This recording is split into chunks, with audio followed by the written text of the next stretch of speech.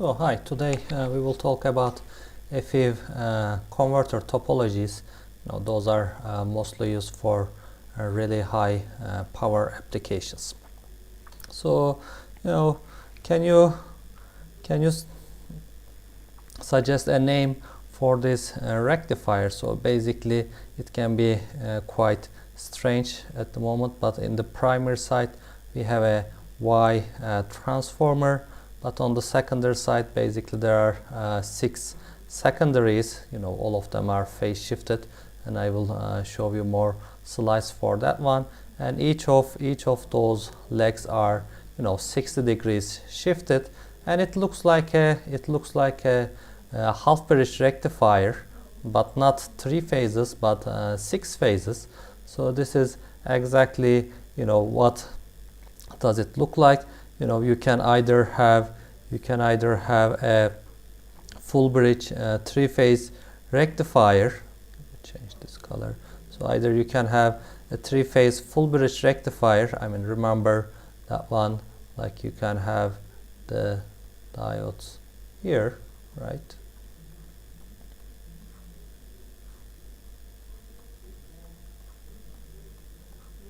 And we were giving like 3 phases here, but if you look at that voltage, there were 6 different possibilities. So it is like VAB, VBC, VCA, and after that you can have VBA, VCB, VAC.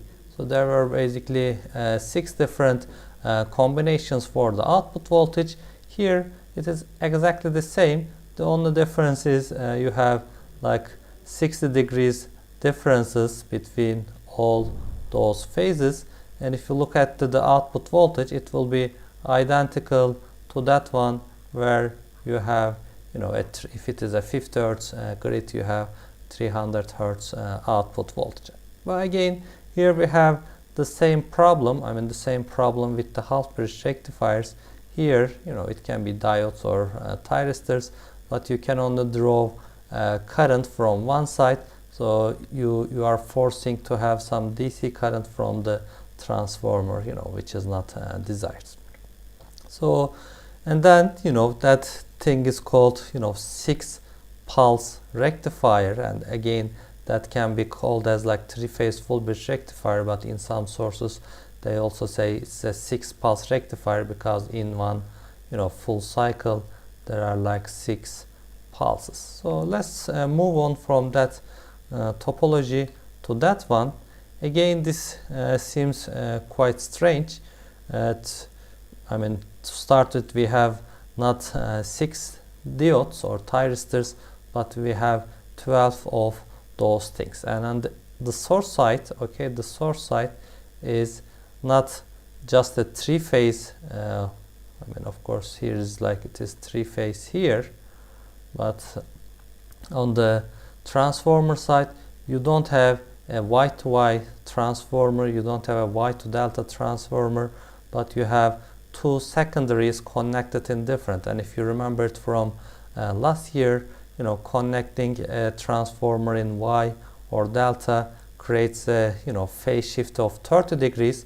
So even if, let's say, the turns ratios are adjusted to have the same magnitude, the phases of that phase and that phase are not identical. There's a phase difference, and if you adjust those things, so that is basically a simple way to get a 6-phase voltage from a 3-phase grid. So you are using 3-phase, and I will show you a couple of slides, and you are moving those phases, and it is as if your converter is connected to a 6-phase voltage source.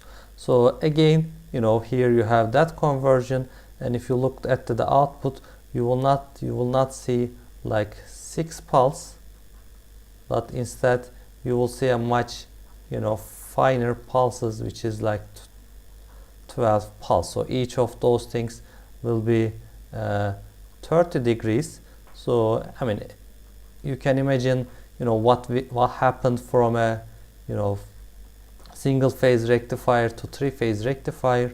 The output voltage becomes much smoother, and here it is happening again. So instead of using 6 pulse, we are using 12 pulses. I will show a couple of slides. So I mean, this is again called 12 pulse rectifier, and if you are more interested in those things, I suggest you to read the Lander's book Power Electronics section 2.9, which is also in the link is in the references in the course web page. Okay, so I mean, here let's look at the transformer side. I mean, here they can all share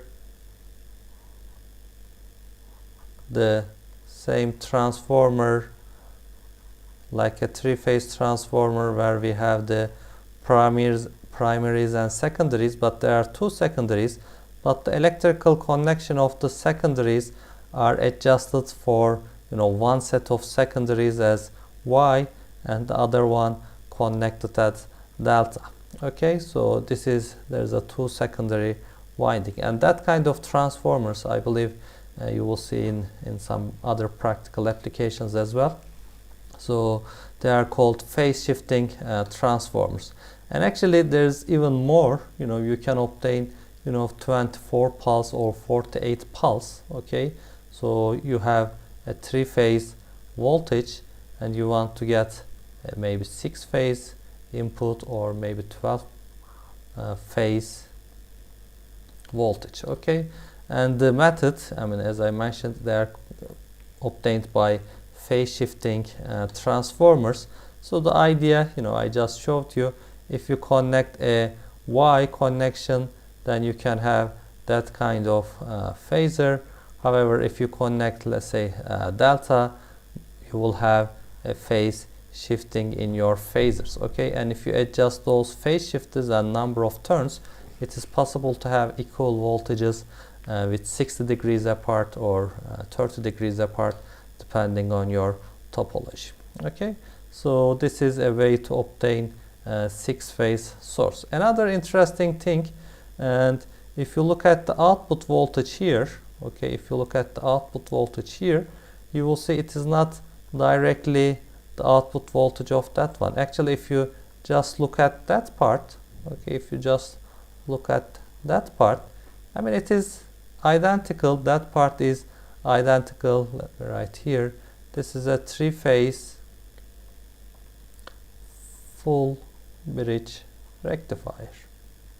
So what you are doing is you are phase shifting it. Okay, then on the top side you have another 3-phase full bridge rectifier.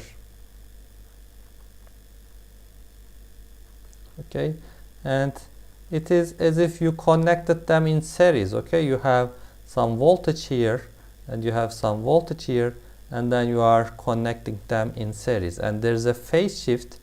I mean, there's a phase shift between those voltages. So let me try to plot it here. So one of them is like that, right? Of course, like this is let's say this is not the full cycle, this is pi, and the next one, let's say it is shifted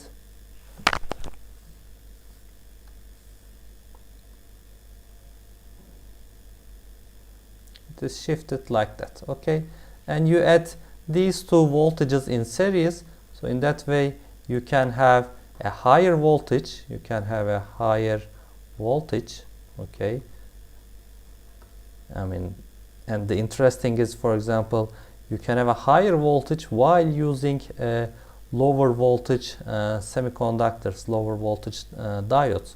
So for example, if that diode can withstand, I don't know, 1000 volts, I mean, you can have a couple of series connections in parallel, and in the output you can have 2000 volts, while keeping the rated voltage of your diodes still small. And another thing, as you can see here, is because of the phase shifting, those maximum and minimum points doesn't overlap, so they actually filter each other, and the output voltage becomes a much smoother voltage, because at that point the other one has its maximum value, the other one has its minimum value, So in the overall you get a filtered waveform, and that reduces the ripple at the output, or if you need to connect some kind of capacitors, the size of the capacitors can be reduced. And actually there are even much extreme topologies like that. So, and one of the most common uses for that kind of multiple pulse rectifiers, I mean this is a 12 pulse rectifier, is high voltage DC applications, where you need to convert AC to DC, and then you have the high voltage DC transmission. I will show you a couple of slides. Then after that, this can be maybe 1000 kilometer line. Okay, then after that you need to convert DC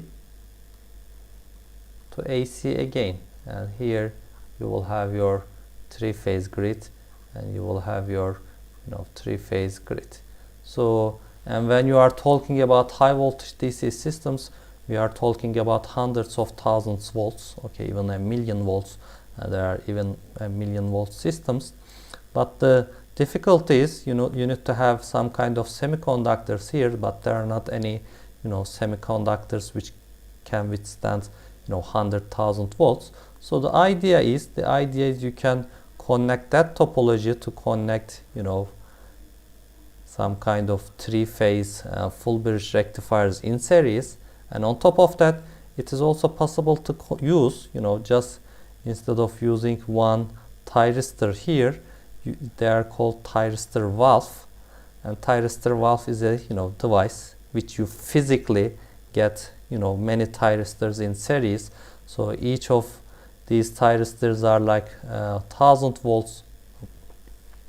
Let's say if they are 1000 volts rated, maybe you connect 10 of them in series and you get a 10,000 volt semiconductor device. So it's a nice trick to have that kind of applications. So if you just go back and if you just plot that waveform, what you will obtain, it is again why it is called 12 pulse rectifier. So in the previous case, let me try to find the color. In a three-phase system, full bridge system, it was like that, and it was going down to that value. So this is the ripple in a three-phase full bridge rectifier. However, with the 12 pulse, each of those things are now 30 degrees, okay, and you can see the output voltage is much smoother because you are just staying at the top of that waveform for a really short amount of time, and that reduces our ripple voltage quite a lot. Okay, and actually if you look at the input current, okay, if you look at the input current, it is also quite good. I mean, just to remind you, for a three-phase system, it was something like that. Again, it was like 120 degrees, and it was 60 degrees off, and it is much, from the THD point of view, it was much better than a single phase. This is single phase current. This is three-phase current. So from the input current waveform, this gets closer to a sinusoid, and actually if you move from 3-phase to 6-phase or 12-phase, it will get a much nicer waveform. Okay, so I'm leaving it as an exercise to you, and depending on which topology, which device are working, you are not getting a single step at first, but our phase currents are divided into many steps. So if you remember from machinery in the second semester, it really looks like the MMF waveform of an electrical machine, because once we use distributed coil, So the MMF is not created directly from one phase, but all of them are added or subtracted. So you have that stepped waveform, and it is, it is easy to see, it's much closer to a sinusoidal distribution, and THD of that waveform will be much lower. Okay, so what about harmonics? So again, in a 6-pulse or 3-phase, it is either called 3-phase full bridge rectifier or a 6-pulse rectifier, and 6-pulse means in one full cycle you have 6 of those peaks, and in 12-pulse you have 12 of these peaks. Anyway, so in the 6-pulse rectifier we had the 5th and 7th harmonics, and we didn't have no triple harmonics in the current, and we derived those things. And actually on the 12th pulse, I'm talking about the current, on the 12th pulse rectifier, the current harmonics are at the 11th and 13th harmonics, and the generals, again I'm not proving that one, but the generalized equation for that one is, n times 12 plus minus 1 is the harmonic order. So whenever it is 6 pulse, it is 6 plus minus 1 harmonics, or 12 and 12 plus minus 1 harmonics. Anyway, if you go to 18 pulse, then it becomes 17 and 19. This is the first harmonic, so you don't have any, third harmonic, fifth harmonic, seventh harmonic. So the frequency of the first harmonic gets higher and higher. And remember, it is easier to filter higher harmonic components. And actually, if you go to 24 pulse rectifier, it even gets to higher harmonics. You have 23rd and 25th harmonics. Okay. So here there's a comparison between the harmonics and also the THD levels. Let's focus on the THD level. So if you have a 6-pulse rectifier without line reactors, so without line reactor means you have a direct connection to your grid, which is the ideal case, and your current waveforms are more or less like that, right? So in that one, you have a quite high THD, and again with the stiff source it is quite high. And if you have just 2-3% line reactor, then your THD reduces. I mean, you can imagine that one. If you have some kind of commutation period, I mean, one advantage of that thing is your current waveform is not that steep anymore, but it just rounded on the corners, and it just reduces the THD. And let's have a look at, this is with the 6-pulse with 5% line reactor. I mean, if it is too small, let me write those things, 32.9%. And if you go to 6-pulse with line harmonic filter, so you add extra filters to the grid or source side. So with the filter, 4.9% THD, but with the added cost of a filter. However, if you move to 12 pulse rectifier, this is 12 pulse, this is 18 pulse.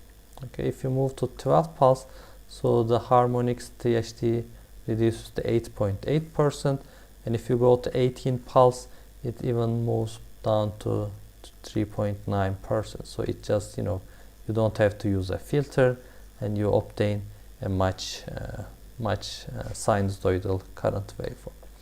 And I mentioned those are commonly used in high voltage DC rectifiers. So let me show you a photo. I mean, for scale, here you see a worker here, and all those things, this is from ABB, and this is where all 3 phases are coming, and all that things are probably series connected thyristor banks. Probably there are a couple of parallel connections as well to divide the current. They are connected in parallel to divide the current, and they are connected in series to increase the voltage rating of the device. And the voltage rating of that system is 350 kilovolts, okay, and it is fed using a 12 pulse thyristor converter, okay, and it's supplying two big islands of New Zealand, so they are connected by 8 volt HVDC system. And especially if you are laying offshore cables, if you are putting cables under the sea, you know, HVDC becomes more feasible both economically and technically, because of the electric constant of the, you know, seawater is affecting your power carrying capacity. And the second thing is, in the HVDC you are laying two cables, you know, which is cheaper than laying three cables. So they also call the HVDC as the revenge of Edison, okay, because, you know, Tesla was proposed to use AC, you know, because in that time they didn't know any semiconductors, and it was really inefficient to transmit power using DC at lower voltages. But with the transformers they made it possible to increase, the Tesla proposed to increase the voltage to, you know, minimize the transmission losses. But nowadays we have now, you know, the option to amplify the DC voltages as well, and with the use of semiconductors, basically HVDCs, there are some cases HVDC systems are both more efficient and more economical compared to other systems. And actually, and this is the system, this is the same system on the schematic. So you have a 220 kilovolts AC system here, and you have 220 kilovolts AC system here. So you have two, you know, again phase shifting transformers. So this is Y and delta connected, so they are connected in series, they are connected in series as well. So there are like 4 series systems, and that system is 350 kilovolt DC, and they are carried by 40 kilometers. I think there are 2 parallel cables, and each of them is capable of carrying 700 megawatts, so it is quite a large system. And on the other side you have other thyristor systems, and from DC now you convert it to, you know, AC, and then that is how you connect the 2 islands of New Zealand. So actually the, you know, HVDC systems are becoming more and more popular, and India and China are getting, you know, most of the projects those days, because, you know, you have to transmit power both in China and in India over long distances. And I think in Turkey, I think if you remember from last year, so we have like large hydroelectric dams in the southeast part of Turkey, like Keban, Atatürk, and we are trying to transmit it to Istanbul. So we have a diagonal line. So it is a similar thing in China. So they have like the, you know, Himalayas and large rivers. So they have large hydroelectric dams at, you know, those parts, but their, you know, biggest cities are in the coastline. They have Shanghai, Beijing, and Hong Kong. You know, that kind of all large cities are on the east part of the China.